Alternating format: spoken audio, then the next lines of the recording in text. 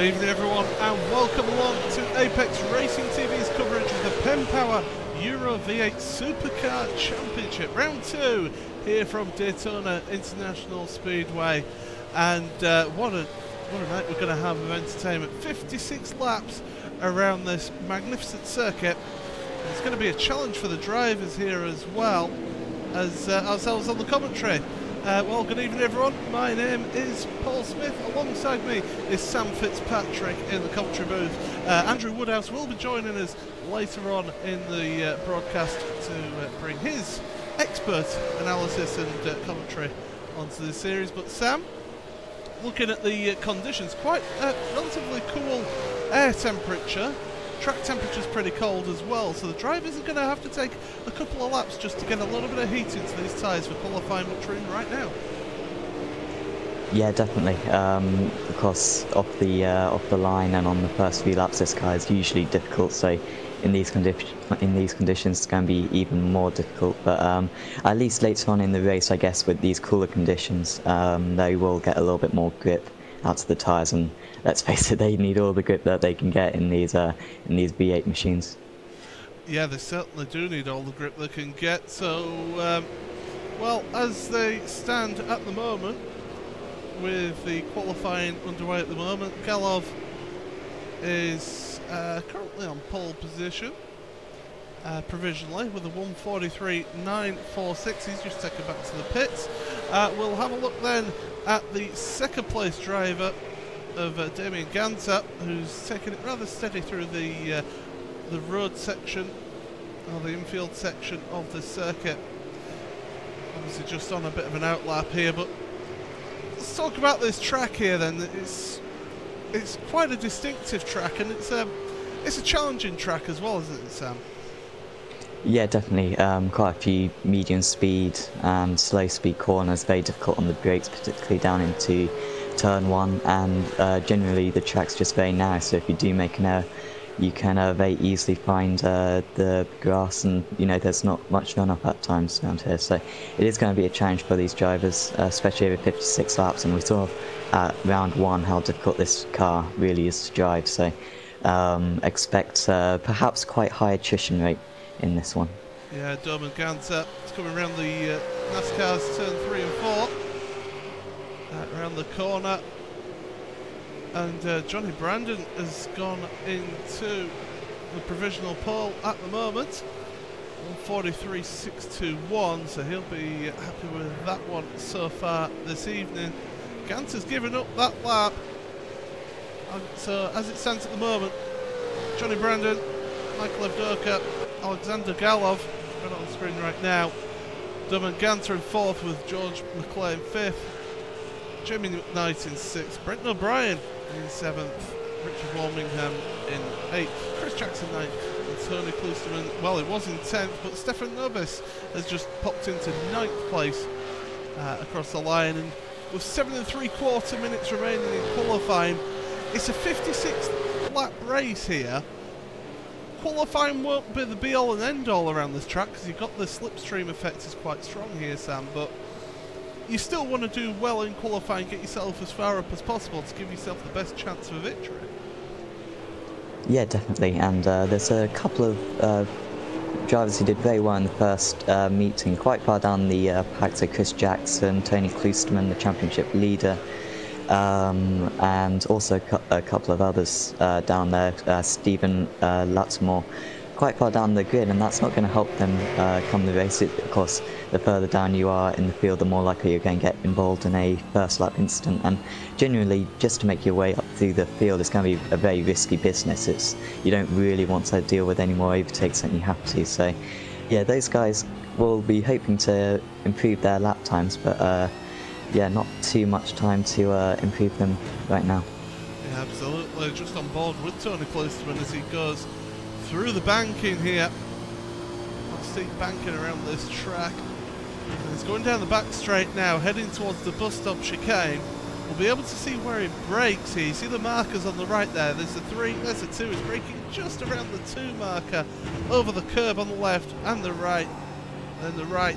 Get on the power. Oh, his big twitch there from Klusterman. onto the banking once again, and that's going to affect him all the way to the finish line. And the thing is, that will affect the start of his next lap as well, because he's not going to be carrying as much speed, Sam. No, it could be a costly error that we'll see what position he can post, but I reckon that error probably cost him at least possibly up to half a second even. And I don't think he's actually improved on that lap, has he? So actually going for another lap here, so yeah, he's currently down in 12th position, but yeah, really needs to find a lap, otherwise he's going to be starting in the mid-pack. Well, while we're on board with him, Sam, you know, we're into the International Horseshoe. Why don't you talk us through the rest of this lap here with Tony?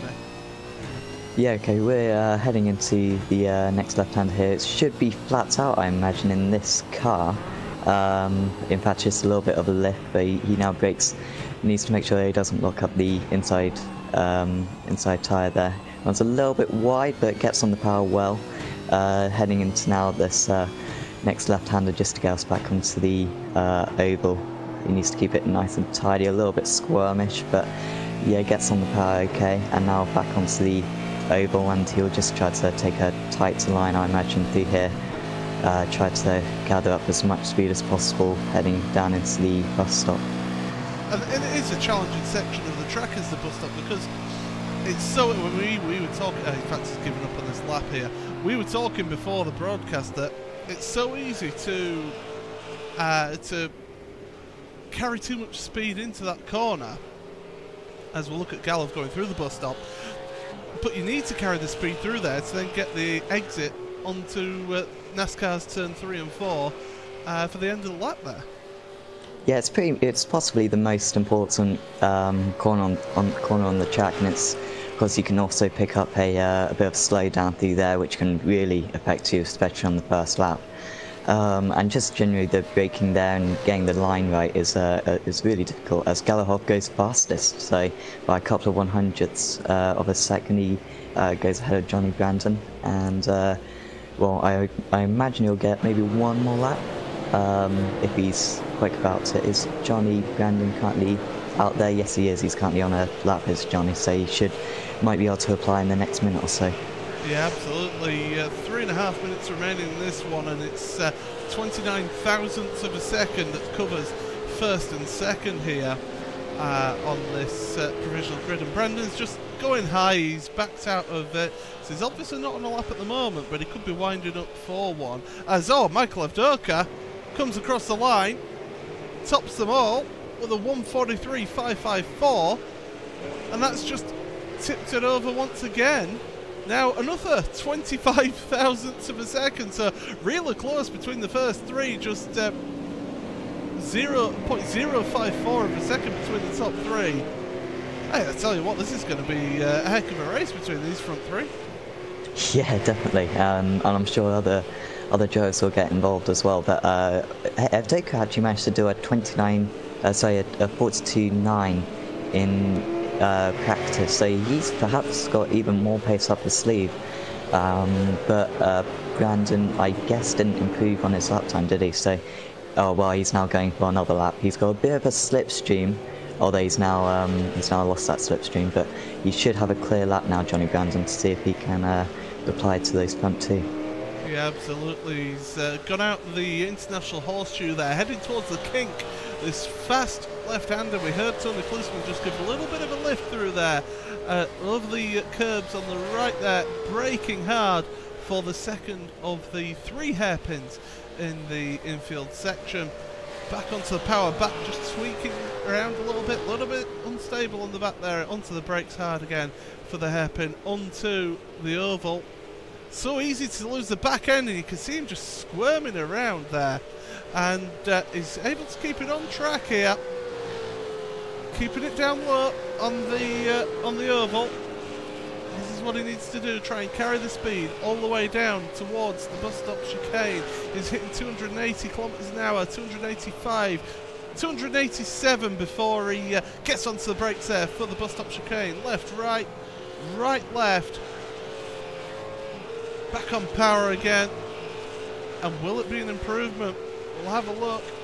His personal best is a 1:43.608 as he's heading down towards the end, heading towards the tri-oval part of this track. Of course, home to the Daytona 500. Through the final corner, across the line, and he doesn't improve his lap time there. 1:43.633. He's got one more lap here to try and get that pole position. Evdoka, he's not running anymore, neither is Galov. So Brandon is the other one of the top three now that can challenge those two towards the end of practice here. And again, just locking the inside front brake. It won't matter too much around here in qualifying, Sam, but you do that a lot in the race and you're going to be struggling for front end grip. Yeah, and it just overheats the tyre slightly, so for example down to turn 1 he did that, and I imagine around the next hairpin that may have cost him a little bit, because he would have put a lot of load on that tyre and he nearly loses it. And yeah, he's coming back to the pits now, so that should just about be it in terms of the fight for pole, unless someone can really pull out a cracking lap. But yeah, it seems to be that no one's going to do that. I assume that people are going to be able to complete their laps once the checkered flag comes out. Yeah, yeah, they will be. So yeah, they should be able to. Yeah. Yeah, we'll see if there's any more good movement. Well, championship leader Tony Klusterman, 8th position at the moment. He's on a lap here. His last lap was his fastest, so he's got a bit of a rhythm here. And whether he'll be able to improve is another thing. Is a 1:44.102 he's on at the moment. He needs to find 0.6 of a second to be able to get up into that pole position. He's coming round turn 2 there on the NASCAR turns. Heading down to the bus stop chicane once again. Just a couple of drivers still out on track at the moment. Tony is one of the final ones here through the bus stop. And now back on the power, heading towards the checkered flag. And well, what can he do here? We'll have to wait and see. Time has expired. The checkered flag is out for qualifying. Klusterman heading for the line. What's he going to do? Crosses the line now. Lap time, not an improvement. So that's Tony out of it as Robert Lundgren. He's heading down to the bus stop chicane. I think he's the last of the runners here. He should be able to finish his lap here. Back end tweaking out there.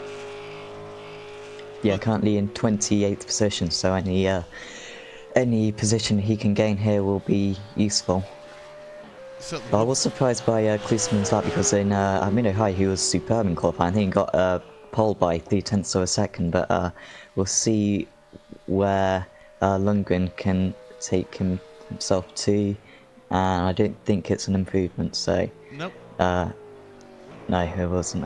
So stays in 28th position. So, well, here we go then. Here's the starting grid for today. It's Michael Evdoka, pole position, Alexander Galov in second, Johnny Brandon in third, George McClay, 4th place here today with Latimer in 5th, McKnight in 6th with Gant 7th, Tony Klusterman, championship leader, half a second down in 8th place.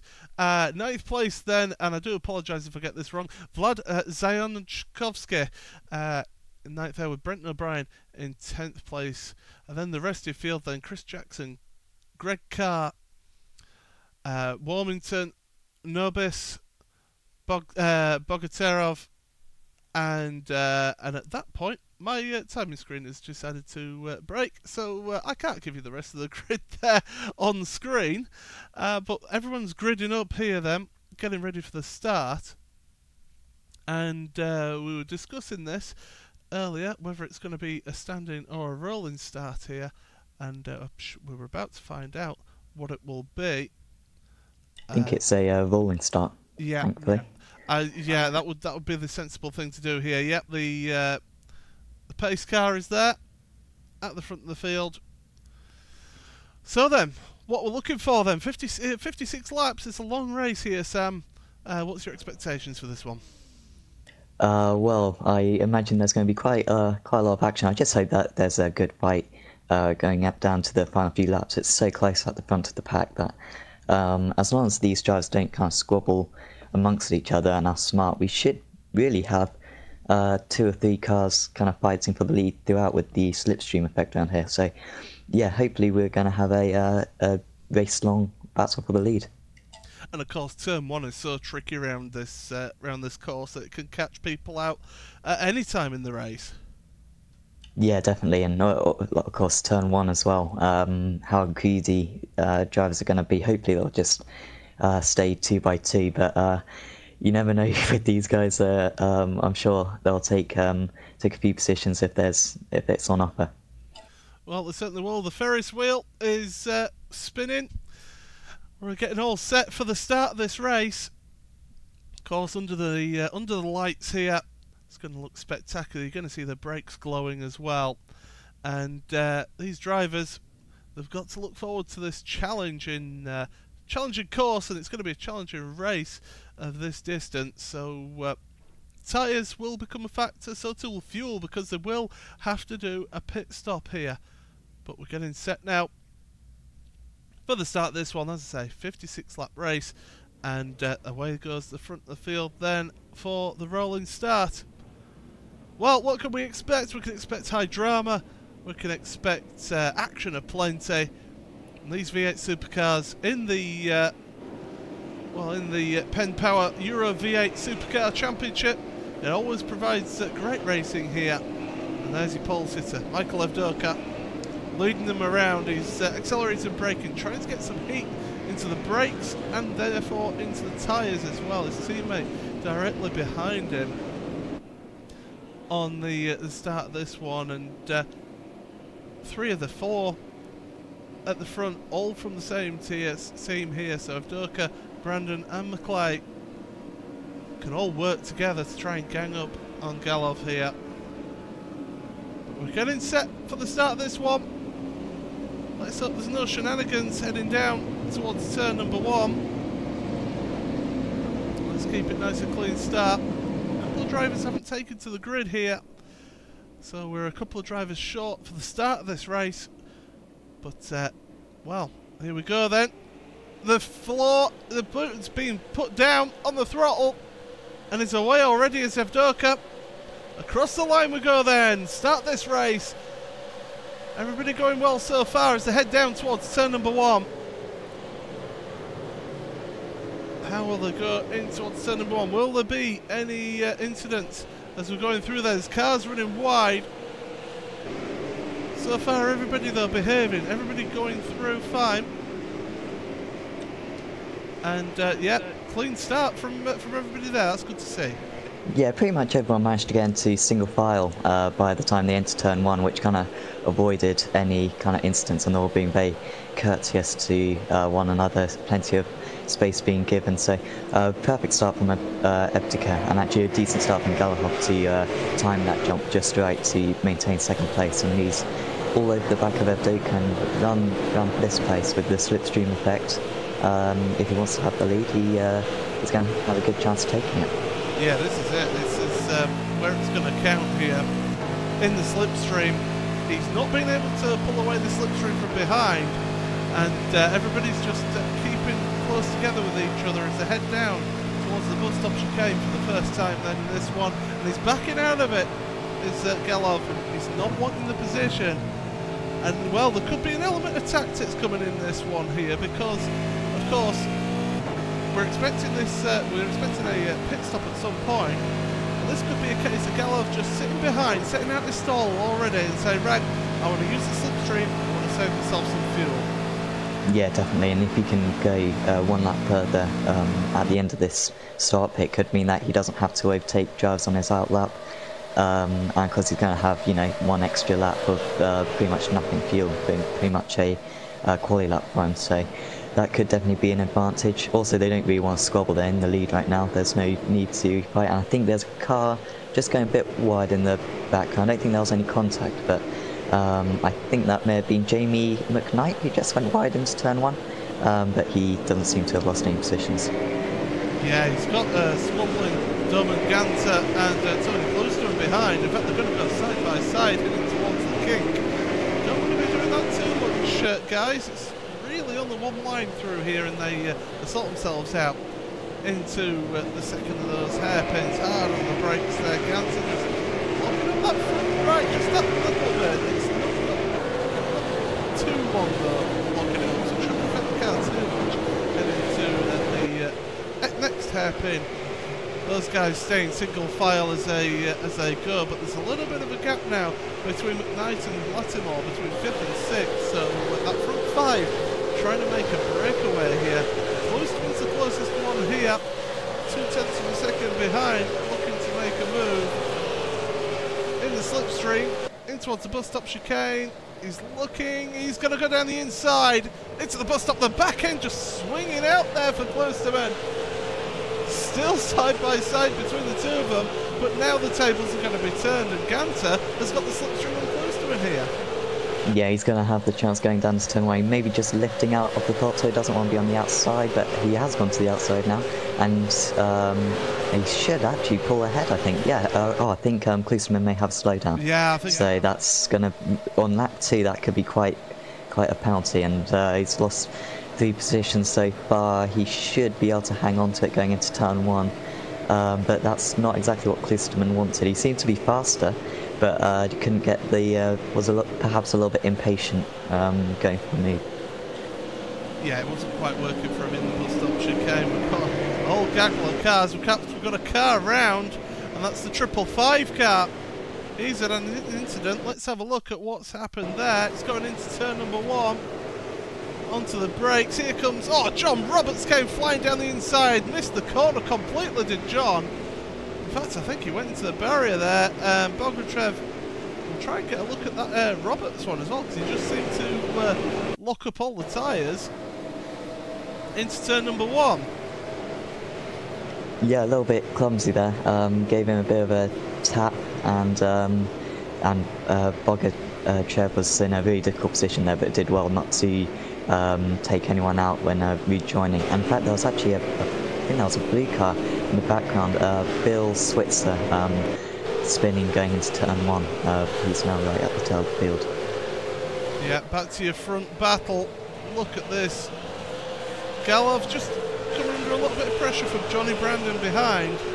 George McClyde, Stephen Lattimore as well, rounding out the top 5 here in this one. We're already on lap 3 here. Been great so far, relatively clean. Just 1 or 2 little incidents, but nothing major. I will say, hats off to John Roberts. He did manage to keep it out the wall on the exit, out the outside of turn 1, so should be fine. Of course, these drivers in this series do have a faster repair available tonight. So if they do end up with some damage that affects the cars when they make the pit stop, then they can get that repaired, not a problem. But it's really good to see that. It's going to encourage racing. It's Tony Cloisterman. What's happened to him? He's around. He's off the track. He was on the outside of turn number 1. He's got heavy damage on the front left there, Sam. Yeah, I'm just looking at the incident now. And it was his teammate. Oh yeah, oh well, that's unlucky for Cloisterman. That's a big hit, and that's on the corner of the car, so I would be surprised if there's no steering damage there. Came onto the circuit quite cleanly, I guess, but yeah, I'm not sure quite who he hit, but they could have damage as well. Yeah, well, I could tell you also that Greg Carr has had an incident, so too has John Roberts. We'll stay on this replay for the time being, while we'll find out what happened to those two. I'm on board looking at Cloisterman's around again. He's got steering damage, I think, so he's going to have to return to the pits and get that fixed, but he's going to have to make 1 extra pit stop compared to everyone else, which is really going to ruin his race. Yeah, so I'm having a look at what happened with Greg Carr then. He went into the second hairpin far too fast into the wall. And then what happened to John Roberts? Because he was pretty much around the same time there. Got a bit squirrely coming through there. We saw the replay here. And he just lost it on the exit of the second hairpin. Did John. So yeah, few incidents happening there. Back to your lead battle then. And well, we're looking at this. 1st, 2nd, 3rd, 4th and 5th, and now 6th, all within about 2 seconds of each other here now, Sam. Yeah, it's really good battling. I'm sure they're just just managing their own races. They realise that they don't need to make a move right now, and it's just a matter of keeping up. But it's really difficult to tell who's fastest out of these guys. I wonder if Gantar's going to be able to catch back up to these, because I think he's probably got the pace to make this a 7-car battle potentially. But yeah, they're just all making sure that they don't make any errors, just saving as much fuel as they possibly can. Ebdika, I'm sure, will be hoping to save his tyres so they won't come under pressure later on in the stint. And yeah, they're just being very patient right now. So we've had Greg Carr on. Greg Carr is on pit road, so is Tony Klusterman now as well. They might as well take some sort of service whilst they're in there getting the repairs done, to at least give them the best sort of flexibility with when they have the pit stop later on in the race. Look at this battle between 4th and 5th, between McClay and Latimore, as they're heading round the final corners here, on towards the tri-oval. And this really, you can make moves down at the turn number 1, and we've seen it many a time in Daytona 24 Hours, that if you do make a move and the driver alongside you on the outside doesn't realise you're there, they turn in and around they go.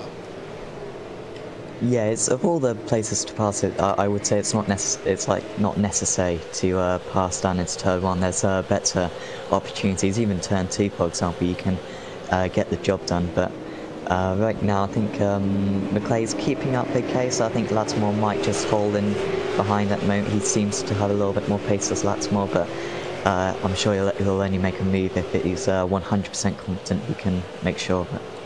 Oh, we've got battling further down. Look at this, 9th down to 16th, 17th. They're all covered by about 3 seconds here. This is a real gaggle of cars here as they're heading into the hairpin, the second hairpin. Just look at them all together there. 1, 2, 3, 4, 5, 6, 7, 8, 9 cars all on track together. Heading down towards the second of those hairpins again.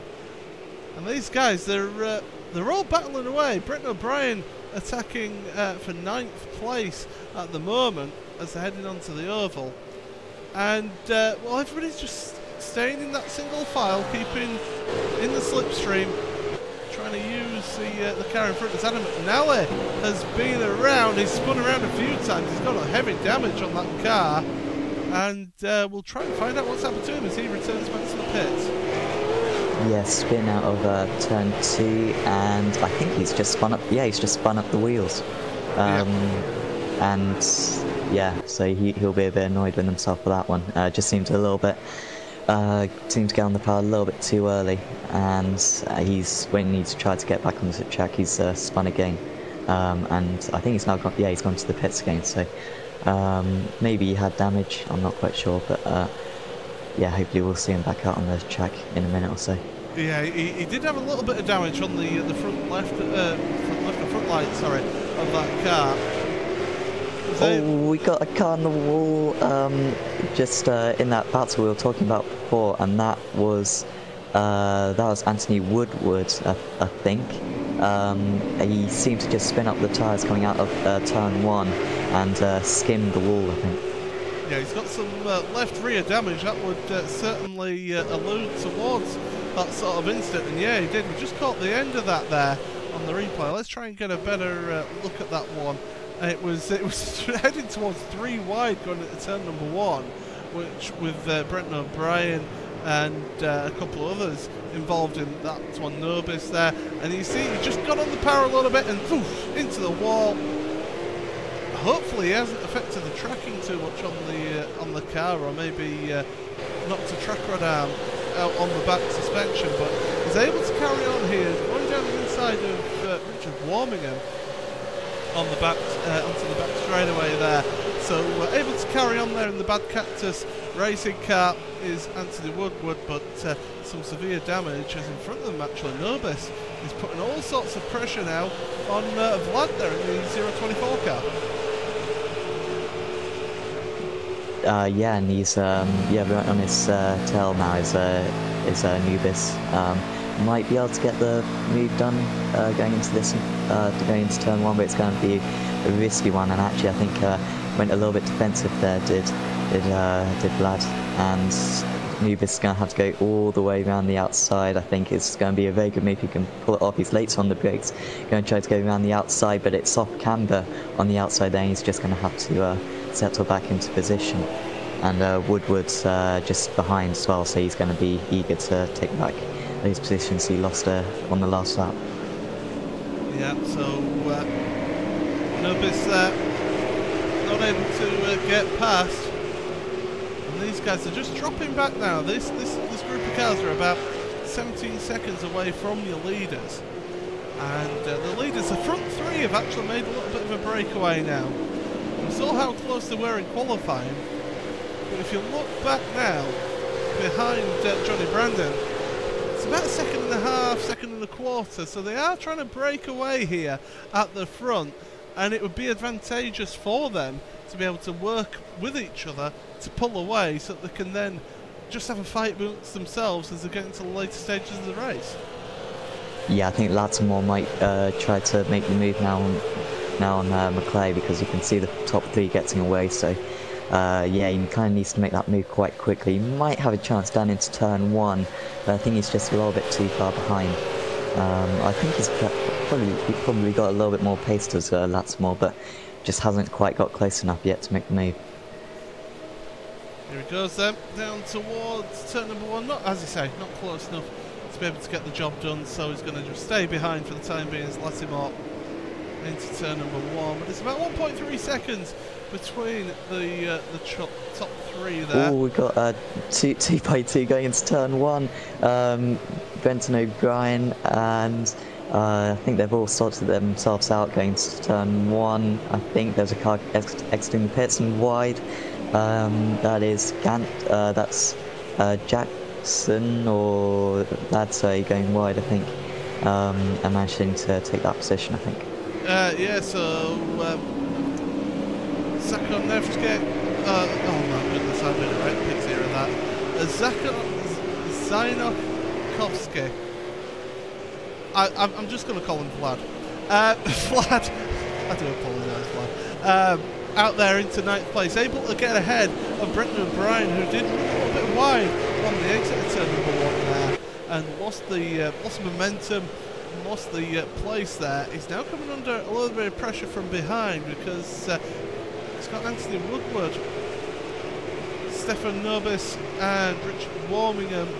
And also, we got side by side in the bus stop. Lattimore has forced his way past the side by side and nearly into the wall. No, he's managed to hang on to it there. He's going to lose the place there as well to McKnight. Yeah, unless he can get the slipstream perhaps going into turn 1, but that, well, he would just be thankful they didn't go into the wall there. He's so no speed left and then right, but he should have the inside here, but he's going to have to be very brave on the brakes on the inside, and he should be able to hang on to this one as long as he can get stopped. So a little bit of a lock up, but yeah, he's managed to get stopped, so he'll hang on to that position. But that was important for Lattimore, because the top three have now got away. He's 2.5 seconds off the lead, but he can now start to close that gap back down. We'll try and get a replay of that. In fact, we have. Oh, they were absolutely neck and neck, side by side, almost rubbing doors on the bus stop, and he just caught the grass on the inside of that last curve, did McClay, and that's what ended up losing him the extra position there. Great battling between the three of them, but now they realise that they're not close enough to have the slipstream of the front three. They're all going to have to work together now, as we've got more side by side between Nobis and Vlad, and well, Nobis took the sensible option, just backed out of that. In fact, Vlad's dropped down a couple of positions here, because Brenton O'Brien and Anthony Woodward have got past him here on this lap. Yeah, he's dropped, 3 positions, I think, on this lap, so something's happened to him, but this one just going all out at the moment, going for a move whenever they can, which is, they're taking chunks out of each other, but I guess it'll be whoever survives the longest, so... currently it's O'Brien then who's leading this pack again. He lost it a couple of laps ago by running wide into turn 1, but he's regained it somehow. and yeah, Anthony Woodward just behind him. Yeah, he is, as they're all closing up. Looking further forward, George McClay trying to make moves back then, heading towards turn number 1. He had the slipstream of Latimer, heading into turn number 1 now, onto the brakes, but he's taking that wide line. What he's trying to do now is get the better exit here through the corner. It's not quite worked for him, and he's going to have to hold behind now as they head towards the International Horseshoe here. And oh, we've got a car in pit road. It's Chris Jackson. Now, we're on lap 11 here. Is this him taking an early pit stop, or is he fixing damage here? His he's missed his car pit seems... stop. really? His car seems pretty much back fine. The lead. So. Oh, there's been an incident at the front here. Johnny Brandon's in the lead of this one now all of a sudden. It was down at the second of the hairpins on the infield. And well, we'll have a look, see what happened there on replay. Johnny Brandon, it was... Oh, and it was your leader, Michael Avdoka, who ran wide. Galov had to back out with it because he was right up behind, and Naylor made the same mistake. And, well, they had to sort themselves out, but down the back straight now is Brandon, Avdoka, Galov all together as they're heading into the bus stop chicane. And all of a sudden, this lead battle has taken a bit of a turn here then, Sam. Yeah, that's pretty much the dream situation you can be as a racing driver. Just see 2 cars in front of you run wide and just leave you the racing line to take the lead. But Galahad, to be fair to him, did well not to smash straight into Evtica there. And they're now going to have to try to fight their way back past. But imagine these 3 look similar pace, and I think they're going to carry on fighting. But how desperate is Evtica to take back that lead? Or will he be quite happy just to save a little bit of fuel now? Well, that's it. He's been out the front for pretty much, what, 11 and a quarter laps, we'll say.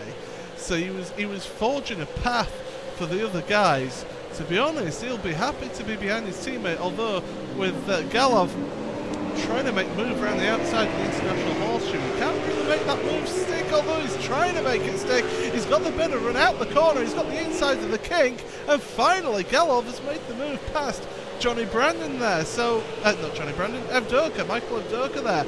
So we're up to second place once again for Galov, but it's the man that he tried to overtake for lap after lap. We'll say tried, he's happy sitting behind him for lap after lap. And now he's got his sights set forward to Johnny Brandon here. But all this fighting has really allowed Stephen Latimer. I think he's managed to take 2 seconds out of these guys in the past couple of laps, so this could become a 5-way battle very soon. But that was a good move from Galahov. It seems as though Evtica and Brandon both got a little bit squirrely out of turn 2, and actually Galahov's right on the back of Brandon already, so Galahov's looking very good right now. Well, that's the top 8 on the screen as it was across the line. But of course, Avdoka and Galov have changed position. So that'll update itself very shortly as we head now around the oval once again. And is this Galov trying to show his muscle, show that he's got the extra pace over these guys, or is it again a case of he's just conserving himself, looking after that fuel, looking after his tyres, staying behind in second place, and then make the move later on in the race for the pit stops and use that strategy, shorter pit stop, because take on less fuel if you've conserved it, and make the jump that way. Well, if he's got, if he thinks he's got more pace, he may as well take the lead and pull away. But it's difficult to say if he's actually got that pace or not. He's right on the back of Brandon. I wouldn't be surprised if maybe he just stays behind, builds up kind of a trust with Brandon, and then suddenly goes for the move when Brandon isn't expecting it, and then tries to run off into the distance. But he seems relatively happy right now just to stay in second place. But he's going to have a chance going into the bus stop if he wants it, but maybe a little bit too far back this time round. Well, that's how it looks in front from on board of Galov as they're heading down towards the bus stop chicane. He's getting closer to Brandon, but he's just backing off the throttle a little bit. And then we go through the bus stop chicane again, look behind, and that's the view behind there. And that's Evdoka behind, and you can see, not that far behind now, Stephen Lattimore and George McClay have caught up to this battle. So they're back in this one here, and they've got a good chance of getting some back into this battle and getting some slipstream and saving themselves some fuel for later on in the race here.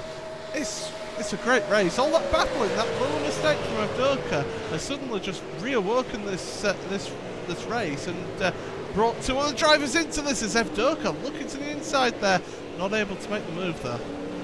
Yeah, Lattimore was 7/10 faster than the race leader on that last lap, so Lattimore's looking very quick up there, and he's basically onto the back of this pack now, so this is now a five-way battle once again, which is great to see. Oh, where is it? Oh no, sorry, I thought I'd lost Latimer there. No, he's right there.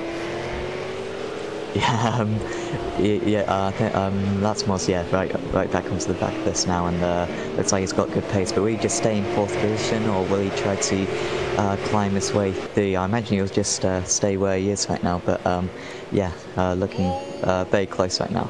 Look ahead of these guys though. They've got lap traffic ahead, and well, this is where you're going to start seeing the traffic come involved, and the slipstream helping out the leader, although he goes to high line, heading down onto the back straight once again, and that back marker will just back off, let these guys through, will he?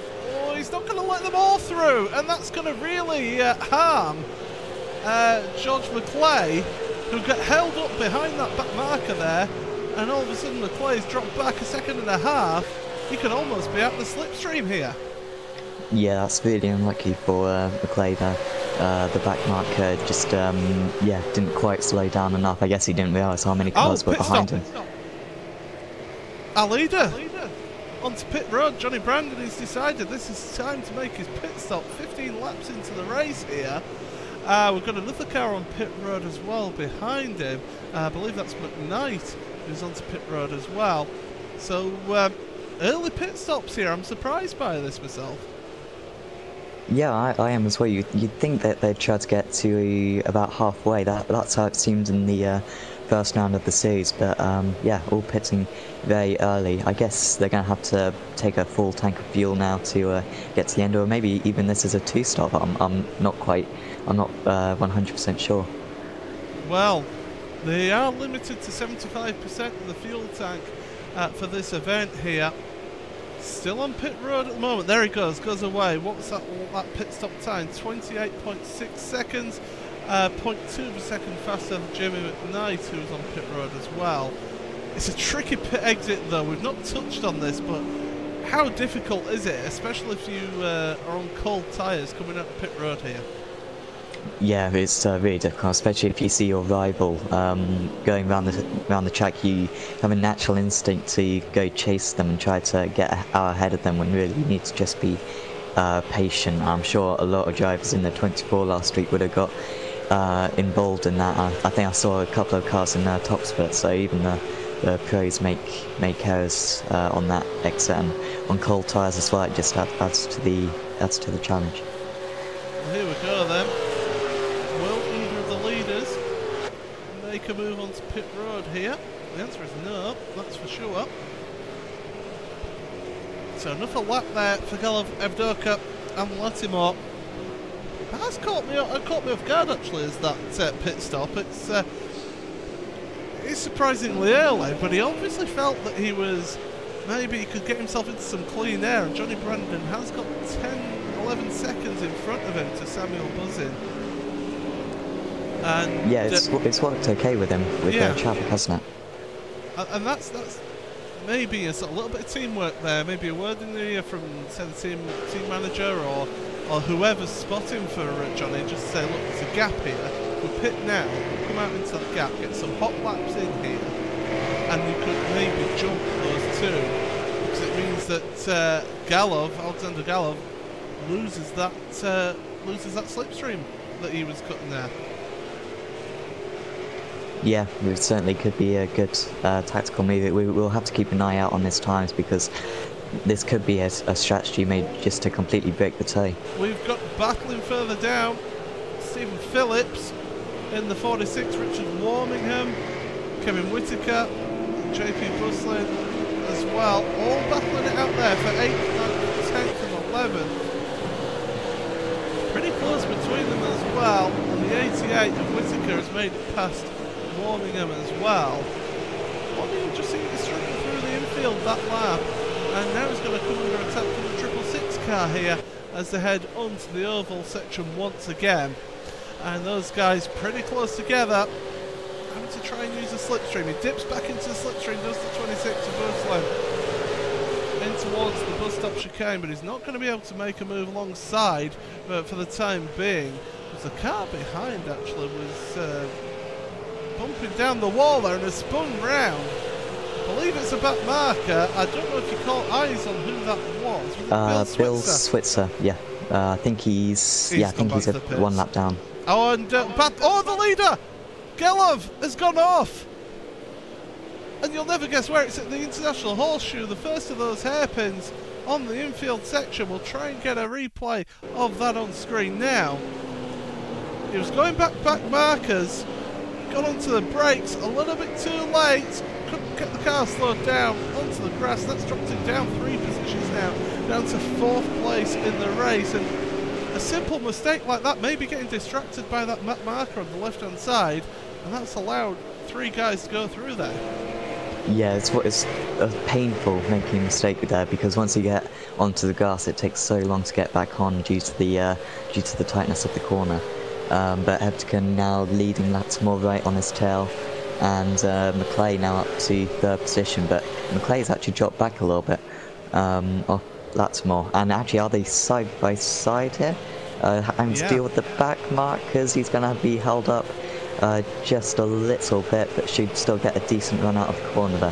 Michael Frost that was holding them up there, and he almost puts him in the wall. There's Michael Frost. It was getting that close. Look at this. Galov is almost bump drafting. I know we're on a NASCAR track, and bump drafting is well known, and well, he is. He's giving him a push all the way down that around that corner, heading towards turn number 1. A couple more cars come onto pit road, and it is your leaders. Evdoka and Lattimore go through. Galov goes through into 1st place once again now on George McClay. But Michael Evdoka deciding now is the time to make that pit stop. He's right at the end of the pits here in that final pit stall. And we'll be interested to see where Johnny Brandon is. Where is he? He's come out of the bus stop chicane now, and see where he comes through compared to Evdoka, to see whether that strategy's worked or not. Yeah, Evdoka's still stationary. I think now Brandon's going to be onto the tri-oval just in a minute. We're going to see him in the background. I think he's coming around now across the start-finish line, and Evdoka always just going to hold just ahead there of Lattimore, but where's Brandon? Brandon's ahead of them. He's way ahead of them as well.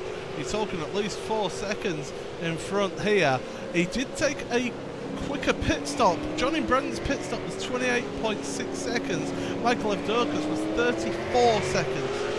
That difference in time right there in the pit road, it's a question of, is Evdoka using more fuel in this race? He will have used more fuel in the first part of that race because he led for 10 laps of it. So you wouldn't have thought it would have been 6 seconds worth of fuel.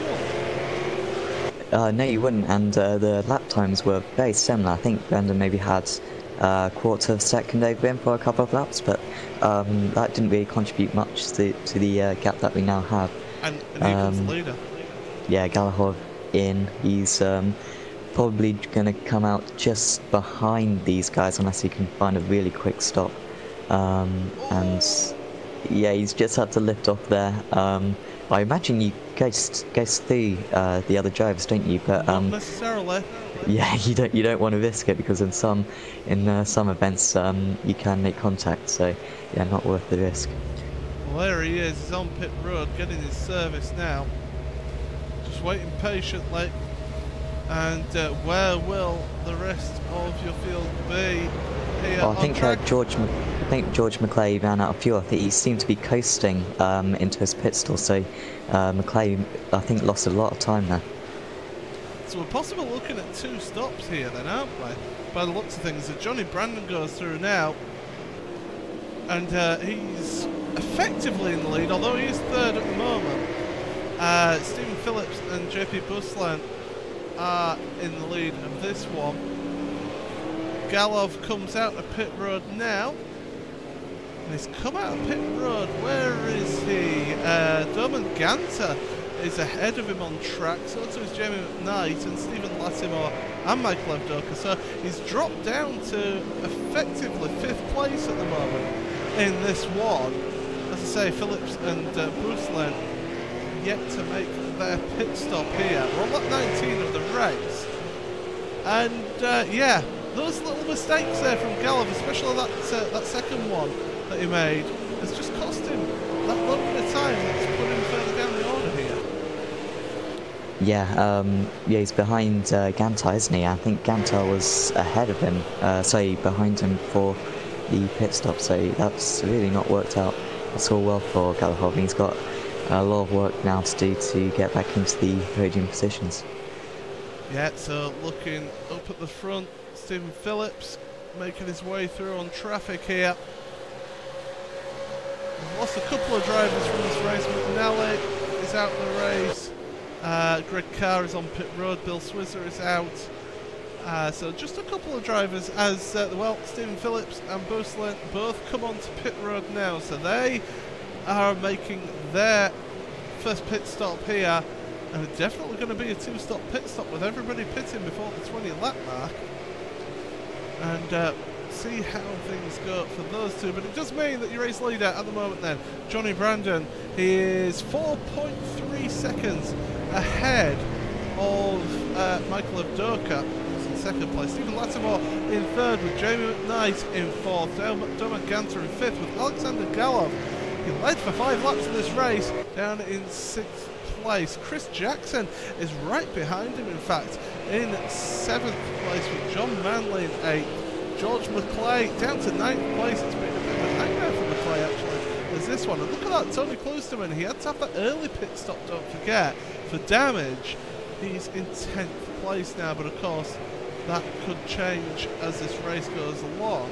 And the closest battle really on track is between Kevin Whitaker and Stephen Phillips, because Phillips is just coming out of pit road now. It's going to be quite tight as that, and Whitaker just comes out ahead of Phillips, and Richard Warmingham almost going into the back of Phillips there, splitting them though, the 2 cars coming out of the pit road. So Warmingham 17th now on track. Yeah, Phillips will have fresh tyres, and that seems to be quite a big advantage looking at the lap times. It seems early on in stints the drivers are about a second lap faster than they are towards the end of the stint, so expect Phillips to be making a couple of moves in the next few laps. As we head into the hairpin that leads us onto the oval, Warmingham taking the best line through there, and that's going to let Busland have a look here. Interestingly, the lead has actually dropped down by 0.6 of a second, down to 3.7 seconds, so we'll keep an eye on Johnny Brandon. Obviously, traffic becoming involved in that one, so Neil is going to have to go past that traffic as well at some point.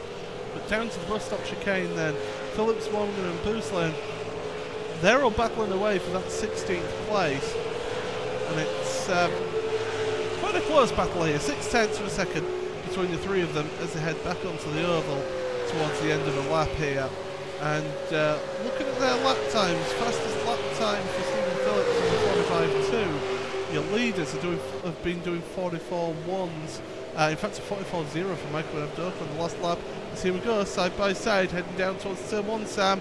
And that's a nice move done, Richard Warmingham. I think Phillips just backed out of that one. Yeah, he's gone wide. There was Warmingham, and he should. No, he's going to lose out. He's going to lose out another position. In fact, so Warmingham just completely misjudged that his braking zone there was a bit too ambitious, and Phillips is going to keep that position. Actually, good job by Phillips not to get sucked into the into Warmingham's braking zone, otherwise he would have outbraked himself as well. So he did the smart thing there. Did Phillips just break his normal spot, and he's not lost position and got a little bit of a gap now behind to Bousselin. Further back, John Roberts, we've seen him make a couple of mistakes in this race, battling in 22nd with Nikolai Bogatrev, sorry, get these names right eventually. It's heading on to the oval once again, and that's a pretty close battle between those two as they head on to the oval. Well, I think Bousselin's going to have a go maybe into the bus stop now. He's just going to stay behind. He was right on Phillips's tail, but expect Bousselin to make the move down into turn 1 perhaps. Well, don't forget that these two are teammates, Phantom 71 Green, and one's a pro, one's an am, as they're heading through towards the end of the lap here once again. So yeah, the teammates want to work together, but here comes Warmingham once again, and they're just going to let him by here. It's almost as if they want to use his slipstream once again. Yeah, interesting tactics. Clearly they got faith that Warmingham's faster than the match. He's going to try to hang around the outside here as Phillips, so I'm not sure if that was deliberate or not, but yeah, he's just going to slot back into position now, Phillips, and I guess Warmingham perhaps has a bit more pace. They want to take that from him. So yeah, we'll see if these two can, if these three can start closing in on the cars ahead. Something has happened to Anthony Woodward. I'm having a look back on the replay here to find out what. Oh, he blew his engine into turn number 1. Just changing down gear too quick, pulls it off to the side. Good, sensible driving there from Anthony. And he's taken a tour back to the pit, so that's his race severely affected there. Hopefully he's not used that quick repair as well, because if he has, then that's pretty much his race over today. Yeah, he was running in 11th place. He was doing a good job, but yeah, must have just gone down the gears too many times. iRacing usually limits you there, so if your revs are too high, it won't let you go down a gear. But I guess it didn't correct him there, and he's blowing the engine. Well, I mean, it depends on the car as well, because I've done it many a time in the Kia that I drive, that you can change down gear a little bit too quickly in that as well. So yeah, not a good end to Anthony's race there. Got a battle for second place actually. Michael Avdoka, Stephen Latimer, they're battling away, and these two have actually been closing on Johnny Brandon these last few laps, as Tony Closterman comes in now for his pit stop. It's just at the halfway point. He's not going to make it to the end now on this pit stop, so he's going to have a splash and dash towards the end of the race here. But this battle now, second and third, that must be working together here to try and get themselves up to Johnny Brandon there. Yeah, and they've got slightly fresher tyres, which could be useful. I think they pitted a couple of laps earlier, I think. Yeah, so Brandon pitted on lap 15, and Evdika pitted on lap 17. So yeah, 2 laps fresher tyres, and that's really going to help them. If you think that's maybe half a tenth per lap, that's a tenth a lap that they've got in time. So that's going to be helpful for them to close the gap and taking more time out on that last lap.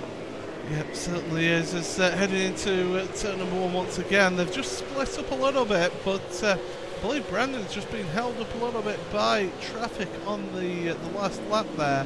45.1 from Brandon on the last lap compared to a 44.3 from Evdoka, although Evdoka having to make his way past that lap traffic as well.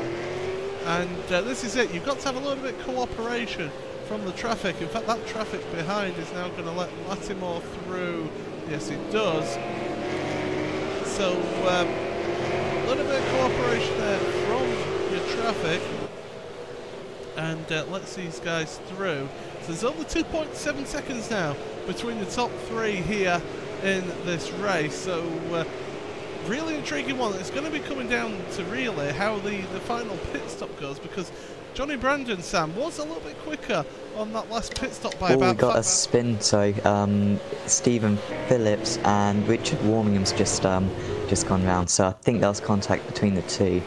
Yeah, I just saw him drop down there, Richard Warmington, so yeah, I think that was going to turn 1. Oh, yes it was. Phillips just got into the back of Warmingham there, spun him round. He's not going to be happy as Richard, that's for sure. Able to carry on. It wasn't the biggest of contact, to be fair, but when the back of the car is unloaded like that into that corner on the brakes, it's so easy to spin that car around there. And Kim Holtz had just went off in turn 2 straight after that, so he lost he lost quite a lot of time there. I think he lost about 10 seconds going off the track, so that's going down a couple of positions, so it's all going on in that battle. It certainly is. You battle for second place and for the lead as well, because it's now a second between first and second, and really these guys they've been working hard to move forward and to do a good job here to try and get themselves back to it. And Johnny Brandon now will be giving them the slipstream now as they head in towards the hairpin that takes them back onto the oval here. Yeah, and will they go for the lead or just save more fuel for their last stop, which we think that they've got one more stop. It's almost certain, and I imagine these guys have got different fuel loads, so depending on how much fuel they've got, maybe they want to take advantage of that now, or maybe just save a little bit more for later on, so that they have a shorter final pit stop.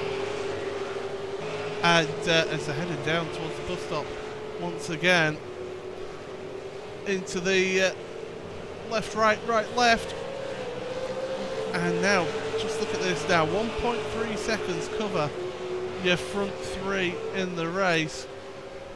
Great to see here as they're heading down towards turn number 1, and Johnny Brandon, we're going to be looking at when he comes into pit road. It was lap 15 last time by that he came into pit road. You want to leave it as late as he possibly can to be able to take it into the final part of this race, because he doesn't want to pit too early or else he'll have to do a bit of fuel saving here. Yeah, definitely, and track position isn't absolutely crucial around here. If he does fall behind these two drivers during the pit stops, then as long as he stays within the slipstream, he can carry on racing with them. So yeah, he's going to just need to go as fast as possible and have as fresher tyres come the end of the race. Certainly do, and well, I know there's one person that would be missing from the commentary box, and it should be here with us now, and he's been watching the race as we've been going through this. Andrew Woodhouse, if I can bring you in on this one, but yeah, what's been your observations of what you've seen of the race so far? Hello Paul, hello Sam, good evening everybody. Yeah, it's been really exciting actually. I think Daytona's thrown up some quite interesting stuff. It's been difficult for the drivers to keep control of these V8 supercars, as is usual, and yeah, I think we're going to see some great racing. I'll be with you guys in just a minute or two. No worries, so we'll be...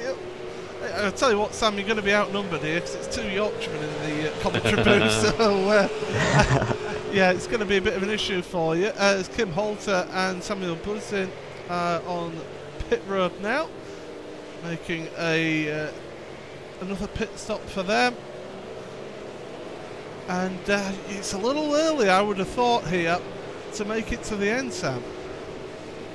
Yeah, seems that way. Yeah, we're only halfway distance, aren't we? So, well, not even that, I guess. So, yeah, maybe it's a 3-stop. We started this race thinking it was a 1-stop, and maybe it's a 3-stop for some of these drivers. But I would have thought with enough fuel saving, you could perhaps get to the end with just 2 stops. But clearly, Kim's going to need one more stop after this. Absolutely, as your front 3 is still together, 0.3 of a second between them, and well, between the first 2, that should be Johnny Brandon and Michael Avdoka, but Well, they can work together here, can these two? Because you know these guys, you know, they are teammates, as you know we can see here. They can work together. They'll obviously be using whatever chat to be able to talk to each other, but Avdoka will know that Brandon pitted a lap early, 2 laps early, should we say, than himself. So maybe work together, try and pull themselves away from Stephen Lattimore here, Sam. Yeah, I think Lattimore's got as much pace as both of them though, so it's going to be really difficult for them to do that. I think they've just got to make sure that they don't compromise one another, and yeah, just make sure that they don't tangle and stay ahead of Lattimore and try to save as much fuel as possible. Will Avdoka maybe go for the move here? Yeah, he's going to let him pass, so Avdoka fresher tyres, and they could potentially use Johnny Brandon as a roadblock potentially, so to help Avdoka in his race hopes, but I doubt they'll do that. I imagine Brandon would just save fuel now behind Avdoka.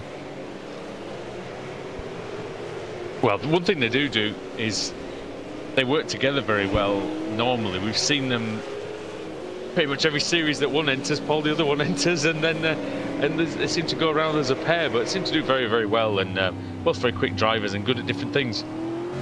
Yeah, and it's great to see them in this car as well, isn't it? To be able to push on. You know, we've seen the mistakes happen a few times for a few drivers here today. Galahov going for the move, so Galahov's just past Gantar, so coming out of turn 2, Galahov has got past, and that's into 5th place. I tell you, that's a brave move to make. We'll get that on the replay anyway for you, but turn number 2, you've got the cutback there on the exit of turn number 2. That's really good, clever driving there from Galahov to be able to make the move through. But of course, pit stops are going to be an issue once again as we're heading in towards the end of this race. Is Lattimore now? Look at this, Andrew. They're battling away, and Brandon's going to let him through here. Well, and Brandon nearly loses it. I think Lattimore might have cut the course. I wonder if he's going to get a slow down penalty for that. That looked like it was marginal. And I don't think he has. I think he's got away with it, Sam, at the minute. Yeah, it looks that way, but the problem with the slowdown there is that often if you're on heavier fuel, you can actually get away with not lifting off down there. So we'll see if... Oh, wow, that sees into the pits, yeah. I'm surprised by that, actually. So Brandon in, and he's going to have to put together a couple of big laps now to try to jump the 2 ahead of him. Pretty much confirms that this is going to be a 3-stop strategy. Pretty much levelling this strategy off, isn't he? Exactly half distance then for Johnny Brandon, being started in 3rd, running right at the front. We did see Paul, a big incident, well, some little incidents at the front of the field with the front 3 getting together at turn 2 earlier on. That was quite exciting. Yeah, we've seen a few mistakes really throughout this race. We're still watching Brandon on pit road at the moment, although Dermot Gant is quite close still to Galahov. But it's been a story of the little mistakes that then lead to losing positions. Oh, big mistake in the pits. He's hit the wall, Brandon, sorry. Brandon's hit the wall coming out of the pits. We'll get that on replay. He got on the grass, Paul, and he's just speared into the concrete wall. Nothing he could do there. We're on board, replay. And I'd wager he's going to end up back in the pits sometime soon. Oh, yeah, back end out. Oh, that's a heavy impact as well with the wall there. That we've seen. That front right is that's. I've taxed worse, but yeah, that's pretty bad. Is that one? I wonder. I want to see Sam. I'm going to go on board with him and just check whether his steering angle is legit here. Whether he's steering straight. Oh no, no, he can't. Juggling a little. I think he's tracking almost straight. I think. Yeah, we'll see if he has to come in at the end of this lap. But that's really disappointing to see for for Brandon McRae. Had a decent chance at the win, and that's going to compromise his team's position in this race, because Latimer now pretty much has free reins. They could have used him as a bit of a tactical game to help Eptica, but now it looks like it's just going to be a straight fight now between Eptica and Latimer. Everyone else has made mistakes, but front two have remained unscathed. As they put a lap on Peter Bingham, who's currently running in 19th place, Stephen Latimer, and in fact, is Benwick and Bingham a battle for position, is it? Yeah, it is, yeah. And Benwick's just taken that then. So he's used the lap traffic to his advantage. He's a driver who's done a lot better in this season of the Supercars so far than he did in previous years. He was a bit of a crasher, to be honest, before that, but he's done well in the last couple of races, takes the place off Bingham. But as they do lap those drivers, Sam, we've seen in previous series that we've covered here on Apex Racing TV that 1.1 seconds around here is not a lot, so Ducker's got to really get on with it now. Yeah, definitely, and Brandon has come back to the pits, so he'll take a faster pair and he's straight back out, so that's going to cost him, I don't know, 20 seconds on pit road. He's lost a total of over a minute, I think, so... Yeah, and he does navigate the pit wall this time, which is a positive, I guess. And he's going to come out alongside John Venter, who is 2 laps down, so not quite sure what position. He's now in 16th position, so got 5 seconds to John Manley. He could still finish in the top 10, but that's pretty much best he can get. Look at this, Sam, battle for P3, and you can see Galahov going through on McKnight, and Bingham, we were just talking about him, he's been off at the first corner. I don't know if that was avoiding action or whether that was a mistake, but he was off on the runoff area, and it's McKnight now behind Galahov, ahead of Gantar, and he's really struggling here, McKnight, and Gantar is trying to come through now. We've seen in previous seasons of this competition that Domen Gantar, he comes on strong in the second half of the race. It's really his domain, that. Never a great qualifier, Gantar, but in 5th place. We're looking for P4 here. McKnight trying to defend. It's tough to defend around Daytona, though. I wouldn't put money on it, Paul, that he can maintain that. It's going to be tough. It's really going to be tough there for McKnight in this one. I will say, Galahov, not the best qualifier. He qualified second. About 200. Gantar, sorry, I was talking about Gantar, sorry. Galahov is fine. I was talking about Gantar. Okay, that's maybe me mishearing, but look at that, into the bus stop. Not able to make the move there. But all the time that these two are fighting here, they're losing time to Galahov. And this is the problem, you know. Okay, you want to get that position, you want to get ahead, but at the same front, you've got to be smart about it and actually go for the lead. Latimer is onto the lead because Evdoka is onto pit road. He was right there, though, wasn't he? And in comes McKnight, so he's in the pits. But they were right there with Galahov just half a lap ago, Sam. Yeah, and they've lost a lot of time. 2.2. Yeah, they were quite comfortably keeping up as well, and now they've just started squabbling, and yeah, it's going to be difficult now for them, for Gantar to catch up. But back to how Gantar's good in late on in races. He has managed to close that gap early on. He was a little bit distant in 7th place, but since then he's managed to close the gap, and yeah, looking like he could get a podium. We've got a spinner on the pit exit, by the way, Robert Lundgren. Not the most graceful of things, so let's have a replay of that. He comes out of pit road here, and I think he got a little bit... I think he just got a little bit excited there with the loud pedal, and yeah, almost sent it into the wall, but does well to keep it out of the wall there, so hats off, Robert. You may have lost it, but yeah, you kept it clean and kept it out of the wall. When is Robert Lundgren going to have a trouble-free race? It seems like he's one of those drivers where when he doesn't make any mistakes himself, somebody hits him off, which seems to happen quite a lot. And then when nobody hits him off, he makes a mistake himself. It's just bad luck for him. But I've got a feeling, Paul, that this year is going to be the one where I think he really starts to show us what he can do. Because I think there's potential there.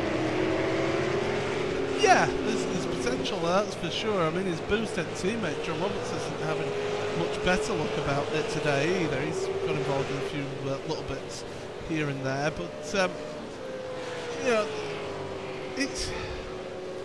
if you get yourself in a cycle, if you get yourself in that little bit of a, you make a mistake, you then try too hard to correct it, and then you end up making more mistakes. It's just a downward spiral. Yeah. If you can get yourself out of that and just get back to basics, you know, sometimes it's easier just to basically just take a step back and go, right, okay, let's get back to basics. Let's do get this basic start point right as we look at the battle for 11th place. In fact, Bootsland lets Jackson through there. Just get yourself back to basics and work at the simple things, and you'll get back into that rhythm and get back into being a consistent driver. Yeah, I think you're right. George McClay's made his made his way up to 4th place with Abdoka coming into the pits. So Michael's down in 5th at the minute. It's Latimore leading, and then it's Galahov. 10 seconds is the gap between the two of them, and then 3 seconds to Gantar. So that time lost for Gantar really costly. He's now dropped down to well, like I say, he's lost 2.5 seconds since Galahov got past him. I mean, Galahov was a quicker man in qualifying, as Paul mentioned, but yeah, I'm surprised he's stretched away so even after sorry, I'm trying to figure out what I need to say. After McKnight came into the pits, that's it.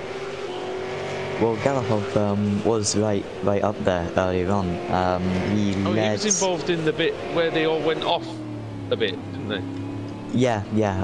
And then he also made another error down at turn 2, which cost him.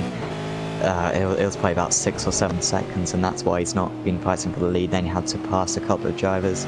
That cost him time. So Galahov should really be fighting for the lead right now. So he is very quick, and I'd be surprised if Gantar can beat him purely on pace. But if he can just stay close, he could perhaps force an air out of him, or maybe he's in a better position strategically in terms of fuel and tyres.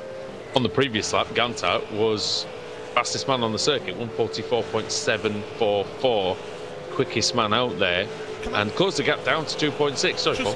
Can I just point out something here? Previous lap, Stephen Latimer and Galahov, same lap time. Yeah. Yeah. So that shows how closely matched they were. Latimore qualified 5th. Galahov, as you said, on the front row. It's not been a good day, though, for Tony Kloosterman. We can say that. Qualified 8th, that's unheard of. He never qualifies down there. And he's had a bit of a shocking race.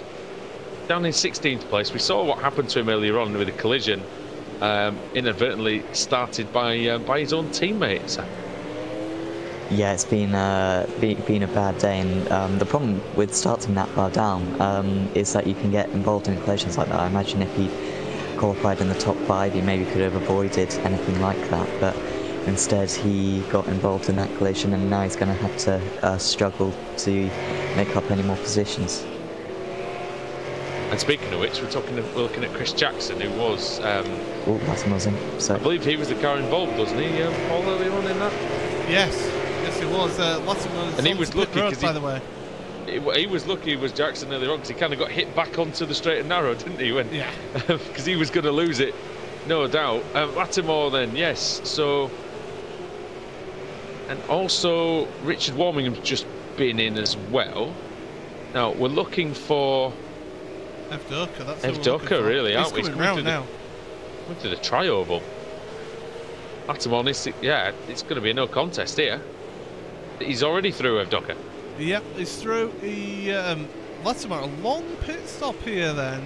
Comes out of pit road, and how long was that? 32.9 seconds compared to 25.5 seconds for Evdoka. And do you know what? Latimer's going to get held up here on pit exit because he's got a slow car in front. Oh, don't try and do that. That's the worst thing you can do. He'll end up in the wall. Ronald van Uytrecht. And that's where Alex's request to iRacing, that button that he requested for the middle finger, would have been perfectly it would have been perfectly implemented by Stephen Lattimore there. Nothing Vinagre can do. He's got a damaged car. He's coming out of the pits. It's a one-lane road. But the worst thing Lattimore could have done there, Sam, is try to make an overtake. He would have ended up in the wall himself, no doubt. Yeah, definitely. There's physically not enough space between the curb and the wall there, so he was never going to make it. And he could have very easily gone across the pit line as well, but he just managed to hold himself back long enough, and otherwise that would have been a stop-go penalty, I guess, which would have completely ruled him out of contention. I mean, we saw, Paul, that Johnny Brandon struggled to negotiate pit road on his own, let alone with someone else around him. Sorry, Johnny. You'll have me for that at some point. Well, interesting you mentioned about Johnny. He's 4 seconds behind John Manley, down in 13th place at the moment. So that just tells you how much he lost through that. And he did struggle with that car. It was heavily damaged, and it meant that he lost a ton of time out on track as well, let alone the pit losses. Damon Ganter is on... Dermot Ganter is onto pit road. I feel like John Manley's quite a way down as well for what his pace has been. Because he's lapping low 45s. Sorry, high 44s, low 45s. That's good pace. Very good pace, actually. That's up with the leader's pace. Well, he's not long come out of the pits, so maybe fresher tyres. But neither have they. They're doing... Oh, well, actually, Avduka's done a 43.8. So that's a good lap. Gantar coming out of the pits then. Where does he emerge? Who's around him? Ahead of McKnight. And that was the battle, Sam, that they were in before. So Gantar has got the better of that pit stop phase, it looks like. Yeah, that's quite important. Galahad still hasn't pitted, so you would think he'll be in on this lap, but he's not going to be far away from being able to do this on one more stop. I take it that Lattimore can't make it to the end. When did he pit? He had a long stop though. I don't think so. He'd need to do what, 20 laps, and so he might be able to do it, but it will be a lots of fuel saving. I can tell you, Galahad, who comes onto pit road now, he basically his last pit stop was a 42.8 second pit stop. How does that compare with the other ones? Well, compared to others, you're looking at Lattimore 32.9, Avduka 25.5. Okay, so it's interesting. What thickens? Definitely see. I can still hear myself in the background. That's quite distracting. Yeah, I think we're just going to try and fix that for the time being. Just while we... Bad enough when there's one of me than two. Well, it's bad enough having two Yorkshiremen in the commentary box, that's for sure.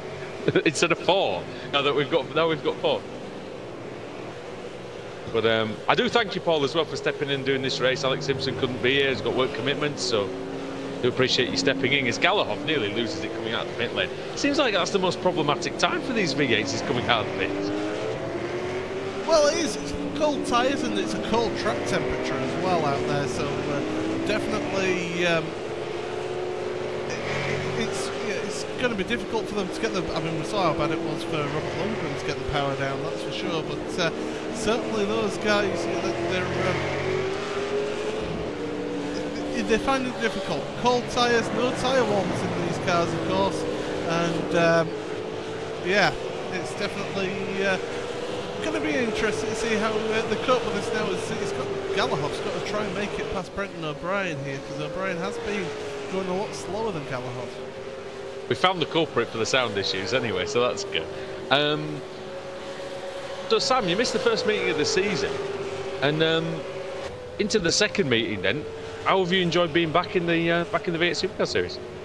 Well, it's been good fun. I managed to see the first round actually, so I kind of know, who the front runners is. But to be honest, it's just been all over the place today. Like, if you consider how dominant Tony Klusman was in the first couple of rounds, and he's just had a mad today, to be honest. So really, it's just been nothing like the first round, and just lots of new drivers popping up, which is great to see. Are you going to be sticking around for the rest of the season, do you think?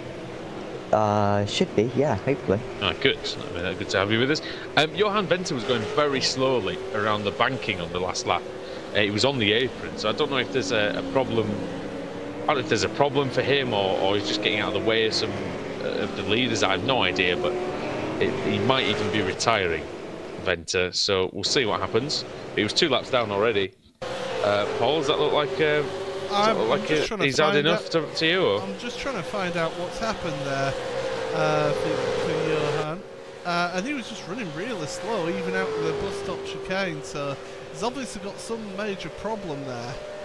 And doesn't look like he's got any damage, but he managed to keep it down the apron. So I was just wondering if he, you know, because it wasn't fuel or anything, was it? Or was it? Possibly. Yeah, you never know. Johnny Brandon, by the way, has just made a position because someone's run wide. That's Boussalan. Yeah, it was.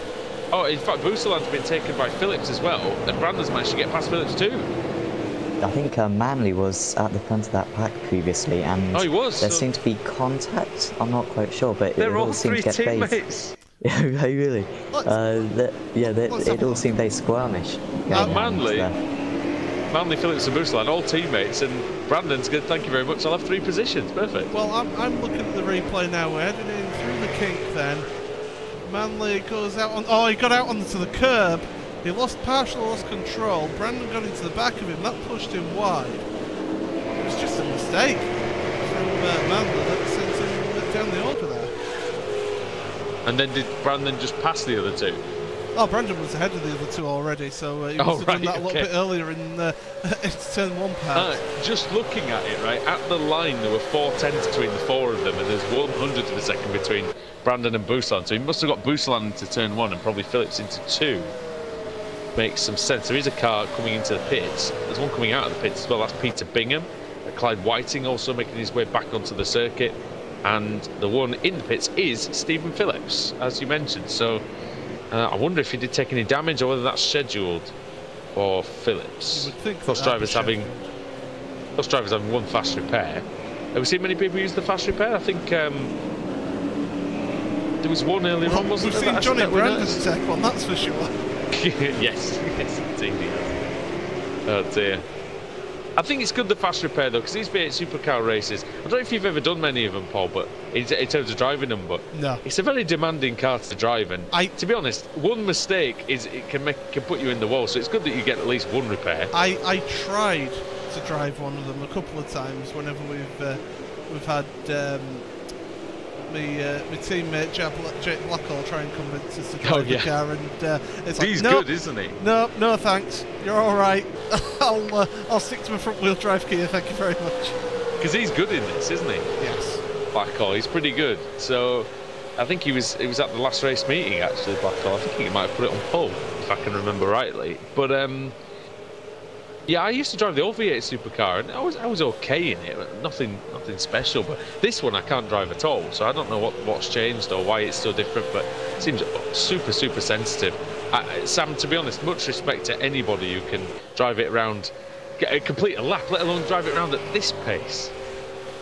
Yeah, definitely, and of course in the Bathurst 1000 as well, where of course you don't get a fast repair, and you'd have thought Paul would have been alright. You thought Paul would have been alright with that, but he's won some races there, Sam, before. I don't know if you knew that. No, I didn't. It was a sunny evening. One no, I'm not going to go down that route. There's been a few though, actually. It's not just 1 or 2. But John Manley's under pressure, by the way. Yeah. McClay that is going through, and to be honest, McClay does have the pace on Manley. So 44.6 for McClay on the last lap was pretty good. He's been running about that pace. So he's a good driver, is McClay. I think sometimes he's one who he's just learning sort of the limits of the competition around him. I'll put it that way. But yeah, he's good, and I think he will only get better. Boussalan's had a good race actually. We were mentioning him before in car 666, and that is the number of the beast. And he's just come out just ahead of Tony Klusterman. He's had a good pit stop there to gain a couple of seconds on the on Boosterland, sorry. But one thing with Boosterland, it's a strange one. Klosterman might get. Will Klosterman get something for going over the white line there? Yeah, I was thinking that might be a little bit suspicious. They do usually leave you a little bit of room spare, but. I'll tell you what do you reckon? I know you've driven this track a fair bit. It would sew up his day, I think, if he did end up with a penalty for that one. I was actually on board looking back from Boosterland's car when he did that, and I thought he'd gone across the line there, so we'll have to keep an eye out. He went well across the line. Yeah. He went well across it, so I really don't know what's... But there are some tracks you don't have to go the entire length of the line down. Say Monza. Just as long as you merge, like... In Monza, I think you're about halfway down that long line at the exit, you can merge in, so... Is it just as long as you merge safely is the thing, really? No, I think there is a point on the track where you do get the penalty if you cross the line, but yeah, it's not... Some tracks are a bit different, so we'll have to keep an eye on Klosterman. Oh, Klosterman was having a look there on the inside into the bus stop. Well, he's going to have to make up some time, isn't he, really, Klosterman? And the best way to do that is make some overtakes. I still think he can get into the top 10. Still got 16 laps to go. There's still a chance of doing that with the pace that he's been running. He has been running, Sam. Well, he's been running 44s and 45s. It's not as quick. I don't think he's getting on with his track that well, to be honest. And he's a lap down now as well, so that must be a stop-and-go penalty. Yeah. Yeah, as you said earlier, yeah, sums up his day, and yeah, he hasn't really had the pace. It's not just been down to that incident earlier on in the race. He has just struggled for pace. You look at, for example, Johnny Brandon, how he had to make a extra faster pair, and he's up there in what, 7th place. Klosterman just hasn't had the pace of the front runners today. But I think he's hit the wall, and that's. Yeah, I think he'll be okay. To be honest, I don't think that's going to cause much steering damage, but that's just it just that adds. Does something. It's a lap down now as well. Look. Let's have a look at that. I'm sorry, Tony. I know it's not your beanie day, but let's have a look at that because I'd just gone away from him at that point. Oh yeah, he just did clip the wall, didn't he? And he may have some damage. We'll see if we can just look on board with him. Does seem to be going straight as we go back live now. So I think when you have too bad there. I think he's using up all his bad luck at once. Well, all the rubbish for the rest of the season. He'll be hoping that he gets it done with in one go. But look at that. That's McKnight in 5th place, and there's been a spin, and it's Lundgren. Oh, and it's Jackson as well. Oh, Jackson nearly spins avoiding Lundgren. We'll get a replay on the screen for that. Half spin in the end for both, but it looks worse than what he was, I think. Yeah, Robert just carried a little bit too much speed into the corner there, and Jackson, just had to get out of it just to avoid the side of Lundgren's car.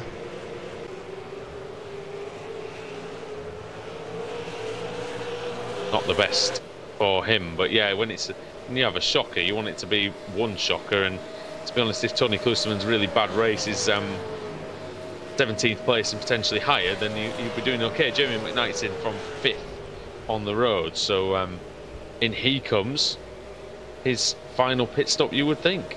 Boozen and Lundgren, oh, how did they not make contact there? Boozen just behind Lundgren. They're side by side going across the start-finish line, and he's a bit deep. Lundgren, he's wide, he's off camber, and that's going to be the move done there for Boozen. So, oh yeah. Oh, and he cuts in front of Jackson. He's not racing Jackson. Don't think he is anyway. No, Jackson's in 6th place, isn't he? So yeah, he's definitely not racing Jackson.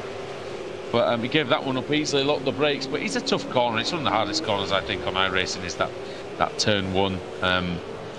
Find it really difficult to get it right on a regular basis. It's having more issues going into that second hairpin in the infield. I wonder if the tyres are going. It is a difficult... I mean, he's had 3 pit stops now.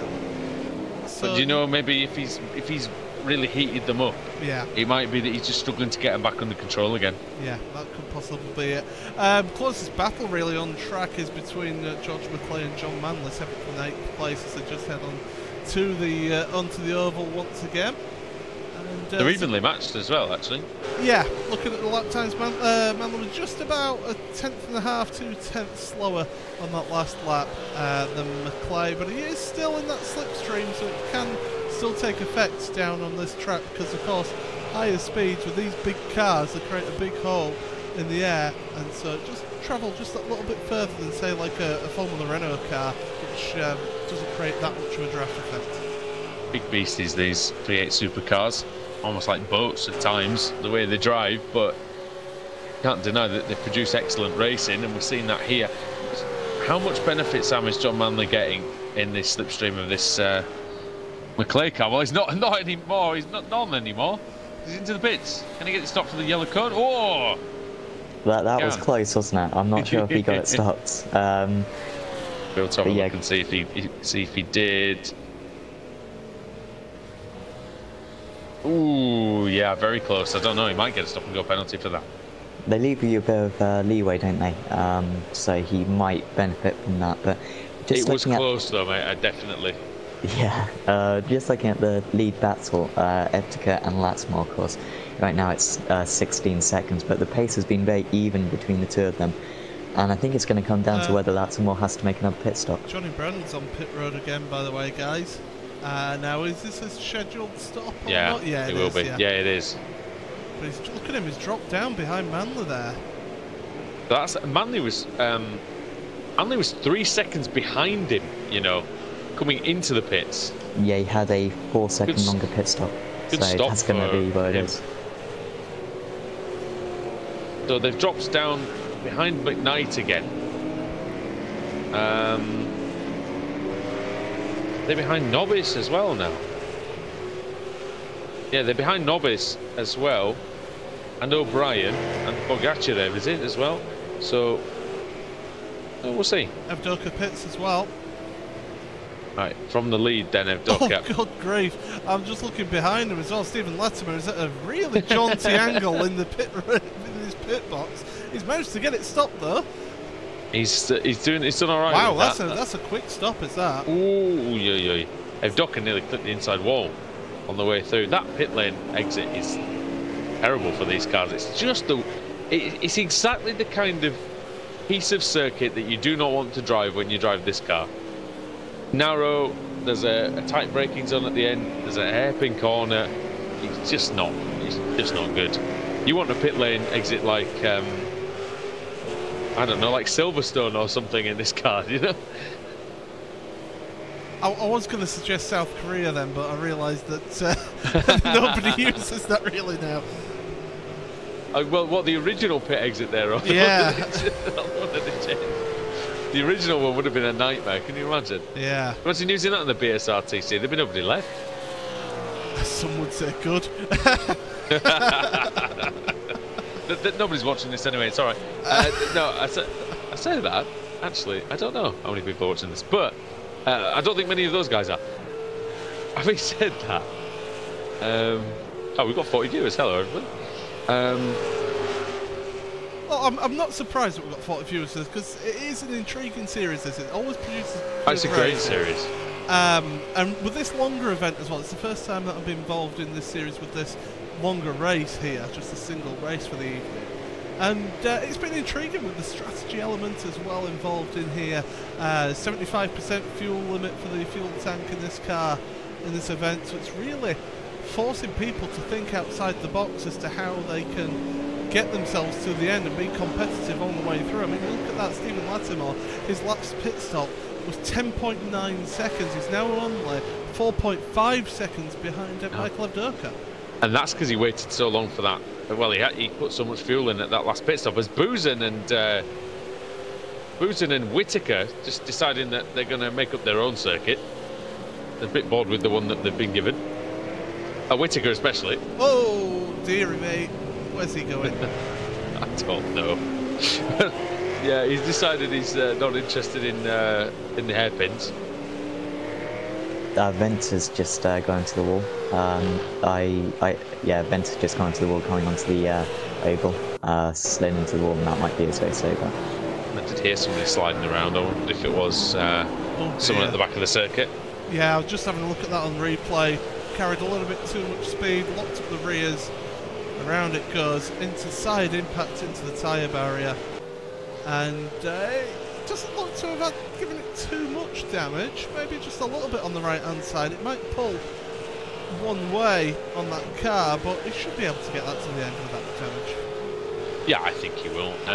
Just a quick recap for everybody. Lap 43.56 here in the PenPower European V8 Supercar Championship round 2.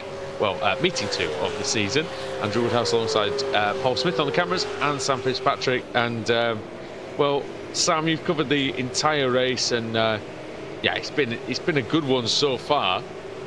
Are you expecting much to change before the end? Well, it really comes down to how much pace Latsmar has. He's dropped a little bit back off Eptica.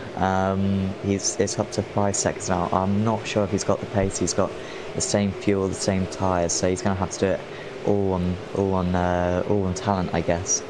And he's going to really struggle. But Galahov pitted so much later than everyone else. It's a question of whether he can get up to the end without pitting.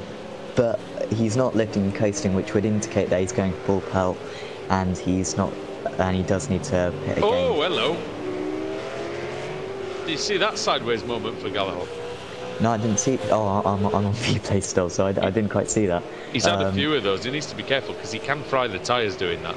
I know it's not particularly warm out there. It's only 19 degrees track temperature, but doesn't really want to go doing that many more times. No, especially if he needs these tyres till the end of the race, so that's not going to help out. I assume, I guess changing tyres costs you quite a lot of time in the pit stops. We haven't really talked about it. Big twitch again coming out onto the banking. Everybody's trying so hard now. Look, most of them have made the final pit stops. It's all or nothing now. I've got a shout out for Stefan Nobis actually at the minute. At the minute he's lying 7th. Now I don't know if he's made his final stop. I don't think he has.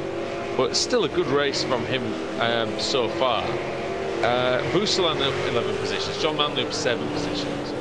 9 positions gained for Boozer. And 13 positions gained for Michael Bloom, who started in 34th place. Paul, it is Royal Rumble weekend, and we did have more than 30 entrants here. And it has been a bit of a rumble out there, hasn't it? I tell you what, Galahov has suddenly had his lead cut down to 1.1 seconds, so maybe a little mistake on that last lap. It was 8 tenths of a second, in fact no more than that, 1.2 seconds of a lap slower than Ganter on that last lap. It's those big twitches. He's really on it at the moment. He's suffering. He just, for whatever reason, he doesn't have the balance that he had before. He's just getting on the power too early. You can see the car, it's kind of, I don't know if you can sort of see it, Sam, but he's kind of very angular in his driving at the minute. He's not smooth. It almost does look, I'm not sure, he might be lifting and coasting. I'm not quite sure. I'll ride on board with him, but if he it's pretty violently like lunging from side to side though. Yeah, it's quite odd. Yeah, he's lifting and coasting, I think. So maybe he's trying to save fuel to get to the end of the race. I'm not quite sure, but that would explain his time loss. And Gantar's just going to be all over the back of him soon. I'm just going to check if he is lifting and coasting on the next. Say, I'm on board with him now. Very slow though compared to Gantar. Looking back at Gantar here from Galahov, he didn't appear to be lifting and coasting that much into the bus stop chicane. Just slow? It's just maybe that the tyres are coming to the end of the lap. Gantar in. Yeah, Gantar's coming in. I'm just going to stay on board. Oh, he's not going to make it. He's not. Oh, he's never made that. Oh, maybe he has. I tell you what, Galahov is lifting and coasting. Right. This could be interesting. So he needs to try to maintain that gap to when did he pit? To win the race. Pitted on lap 37. Surely he's not going to make it to the end. No, he won't make it to the end with that. I don't see why he's lifting and coasting, then he might as well come in again. Unless he's got something up his sleeve. I mean, I once saw somebody do a no-stop race in a race that nobody even thought about doing a no-stop race in. So And it was in this car. Oh, Ganser! Oh, big switch coming out of the pits. Oh, 10-second pit stop, and he's just dropped behind McClay there, and also lap traffic in front of him as well, the number 88, which is Kevin Whittaker. But has anybody hit those stupid yellow things yet on the exit of the pit lane? Not that we've seen. No, not that I've seen. No. I always end up hitting those. Johnny Brandon, he's putting pressure on Brenton O'Brien at the moment. Half a second between the two of them. This will be a good battle. O'Brien's good. Brenton's yet to pit though. Yeah, he qualified 10th, so he qualified pretty decently. Obviously, just not had the most wonderful race out there, O'Brien. I don't think it's going to be easy to pass, but Brandon has showed that he doesn't waste a lot of time, Sam. Yeah, just looking at this, Brandon's made 6 pit stops. He's been in the pit 6 times. Meanwhile, everyone else has made 3 pit stops. Well, explains the 10th place then, doesn't it? Yeah, yeah, remarkable really. And he'll be going to the end. So I think O'Brien's got another pit stop to make. So I don't think he's made 6 pit stops. It's only showing 3. Sorry, 2. Yeah, Brenton O'Brien's only made 2 pit stops. Johnny Brandon 4, because of course Johnny had to have that fast repair for his mistake coming at the pit exit, as he's actually made his move through on Brenton. Brenton made a little mistake into that hairpin, got a little bit twitchy, and that was nicely through on the Evolution Racing Team car. Yep. O'Brien, a good driver, but not really getting the most out of his car as he normally does. From our old colleagues here on Apex Racing TV as well. Can I just ask, if he has a bad race, who tells him off? Because he's the team boss of Evolution Racing Team. He is. Well, and I know he used to be a policeman as well, so who told him off if he broke the law? I don't know. Thing.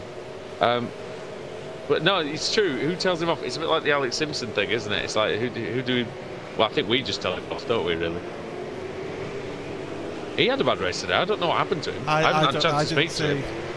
He got tape. It was a weird incident. He went for a move, or he completely outbraked himself, locked his brakes, stopped on the apex of turn 1, and then got smashed. So.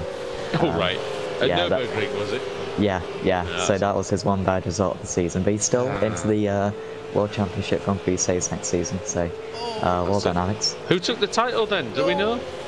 I think it was Rogers, Joshua Rogers, I think, but I'm not sure. Oh, Ronald getting all sorts of in the way. That car has seen better days as well, the number 17, but he got in the way of Durman Ganser, who was catching up to George McClay, and then just got held up there in the bus stop chicane, and Van Utrecht just trying to stay out the way. You've got to go. It's all well and good saying the blue flags, as Mr. Sebastian Vettel says, but they've got to go somewhere as well. They're involved in the race as well. That's what Martin Brundle says, isn't it? They can't vanish. And Van Utrecht is actually running 3 or 4 seconds a lap slower than he was at the start of the race. And looking at the car, I can see why. He's got nothing out there really to fight with. He's 9 laps down as well.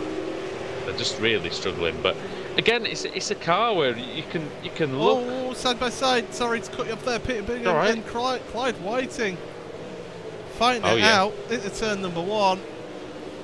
And it's wide, Bingham. Oh, Whiting might have a shot at this. Oh, and Bingham cuts across back into the 22nd position. But yeah, I mean, it's a car that can make you look pretty amateurish, Sam. It's almost like there's a level where you can only be fairly bad at it, and then you've got to somehow get past that level, but it just eats away at your confidence. It's an awful car to drive until you know it. Yeah, definitely. I can imagine it's when you're first driving this car, you have to really think about what you're doing. You got to make sure that you're not putting down the throttle too hard. You got to make sure that you're careful on the brakes. So yeah, unless you've done a lot of laps in this thing, it's very unnatural to drive initially, but We're looking at fourth place. Sorry to interrupt you, Sam, but Domin Gantar's making a move here, surely on McClay. Got a great overspeed here. Over the start-finish line. Who's going to get the position? It's going to be very close. It was still McClay by 0.04 of a second, so it's a bit of a dress rehearsal for the finish, which is coming up in just 5 short laps time, Paul.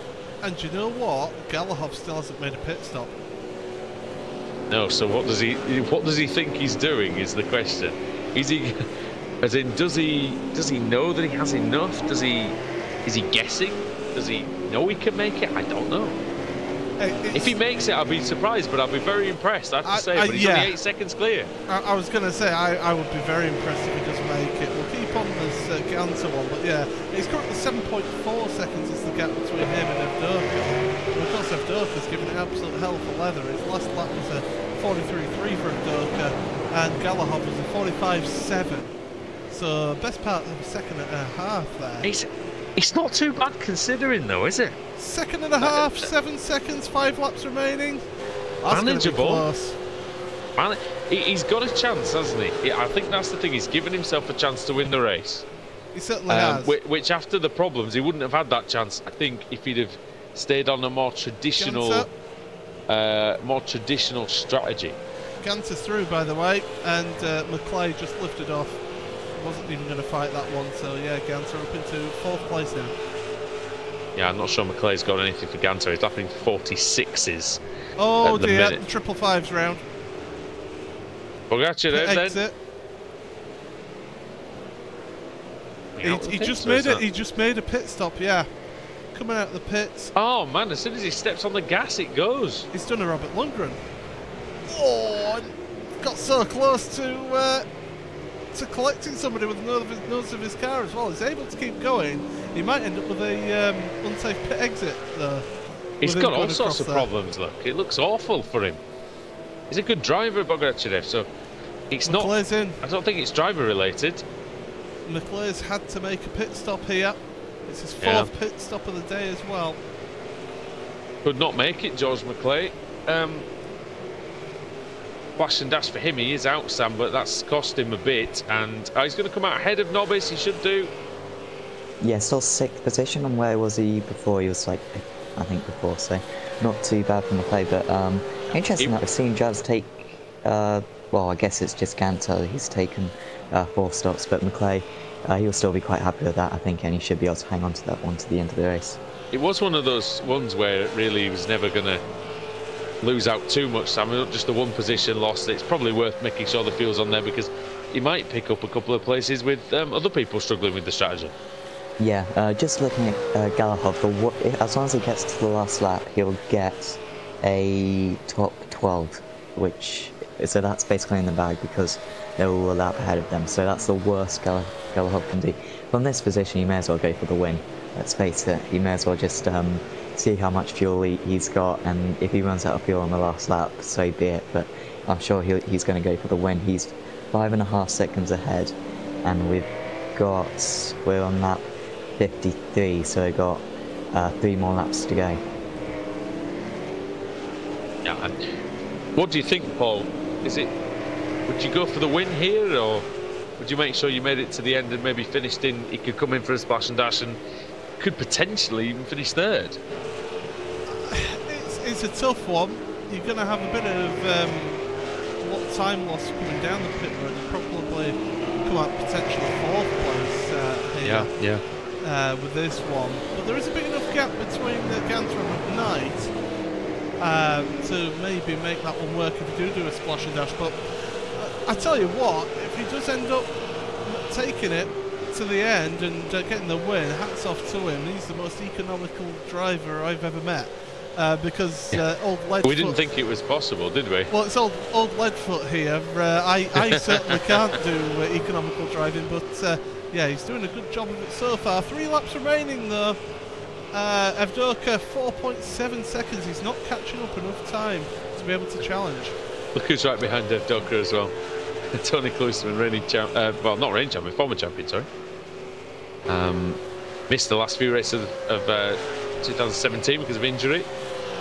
We also need to watch out for, we will watch out for Gantar Galahov's catching in the pits. Latimore. Galahov's in the pits. Oh, that's disappointing. Yeah, but Latimore's going to be caught by Gantar, I think. So he's closing in by over a second a lap, and a couple more laps to go. So watch out for that one. That's going to be for P2.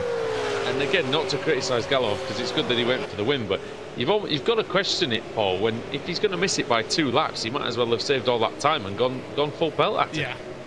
Yeah, that's because he's going to have to come into the pits anyway, and he's going to lose. Now.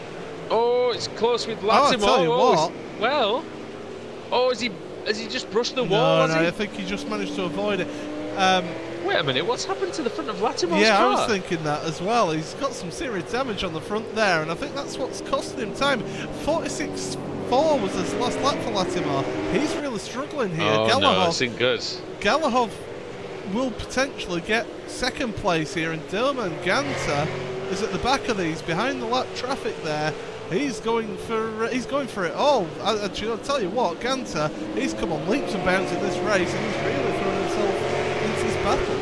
He seems to do it every single race that we see. Dilman Gantar is better in the long run. He's such a consistent, smooth driver. He takes care of the car. He really does get the most out of the equipment, Sam. And well, now he's going to look for victory here.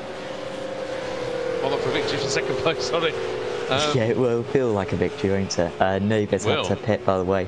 We're side by side. Galahov around the outside, and there's so much air damage to the front of Latimore's car that Galahov's going to take that one if he can get it stopped.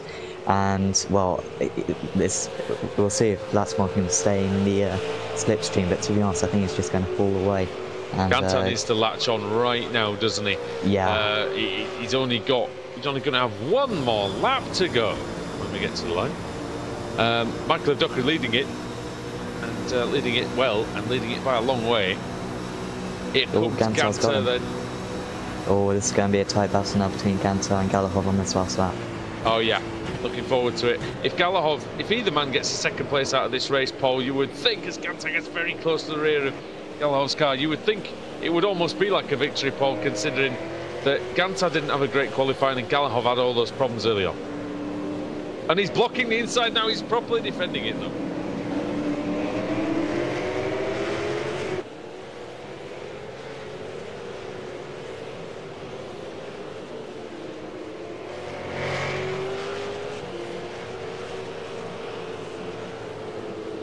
Yeah, it's great stuff.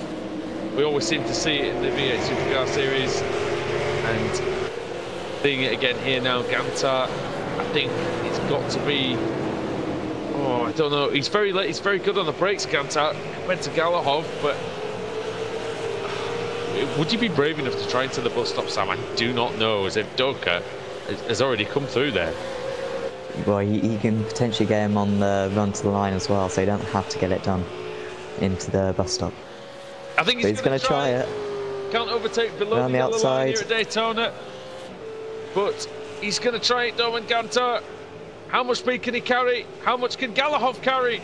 Oh, he carries a little too much. He goes a bit wide, but if Doka is coming across, he's going to take the victory, and he'll be absolutely delighted with that. Oh, and Gantar's dropped off. Gantar's not going to do it. Gantar's out of... Is he out of fuel, or... No, I think he's just got a bad exit or something. Slow down, penalty. He's going to lose out to Latimore, is he?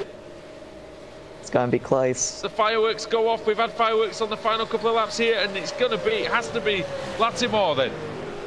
Look back at Johnny Brandon as well. 7th place.